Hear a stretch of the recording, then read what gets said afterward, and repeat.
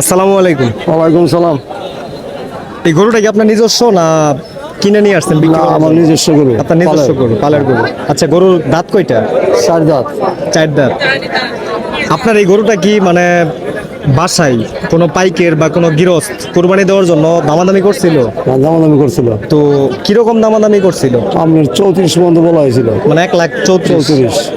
তো আপনি যে আজকে বাজারে নিয়ে আসছেন, বাজারে নিয়ে আসার পরে কোনো মানুষ কি মানে বা কোনো পাইকের বা কোনো গৃহস্থ যারা কোরবানি দিতে যাচ্ছে তারা কি কোনো দামাদামি করছিল? হ্যাঁ, দামাদামি করতেছে। কিরকম?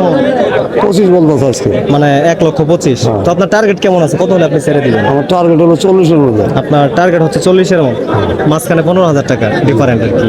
তো এর মধ্যে কি কিছু কাটছাট করা যায় না এমন কিছু? আছে কি করান যায়, যদি না হয় ওরকম 2-4-5 হাজার কম হলে পরবর্তী দিয়ে দিয়ে ধরেন এর আগের বারের যে কোরবানিটা ছিল ওই সময় আর এই বর্তমান সময়ে অনেক মানুষজন আমাকে বললো যে বর্তমান সময়ে নাকি গরুর বাজারটা অনেক কম। তো সেই ক্ষেত্রে আপনার মতামতটা কি, মানে আপনি কি ভাবতেছেন বা কি মনে করতেছেন? গতবার হচ্ছে এইবার একটু কমই। আচ্ছা, এইবারে যে গরুর মানে দাম বা দর সবকিছুই কম, তো এইটার কারণটা কি, মানে কোনো কিছু আপনি আইডিয়া করতে পারতেছেন? কারণ মনে করেন কুরবানি মানুষ কম দিতে আছে, আপনার কোনো নাই, কেনাকাটা খুব কম, মানুষজন খুব কম, এরকম অবস্থা আর কি। এর জন্যই না?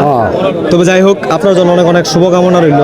আর দেখেন কম বেশ করে ছেড়ে দিন, যেহেতু নিজস্ব গরু টুকটাক মনে করেন বাজার হিসেবে তো করা লাগবে, বেচা কিনা করা লাগবে, বুঝলেন নাই? তো ভালো থাকবেন, হ্যাঁ, দোয়া রাখেন। আল্লাহ হাফেজ।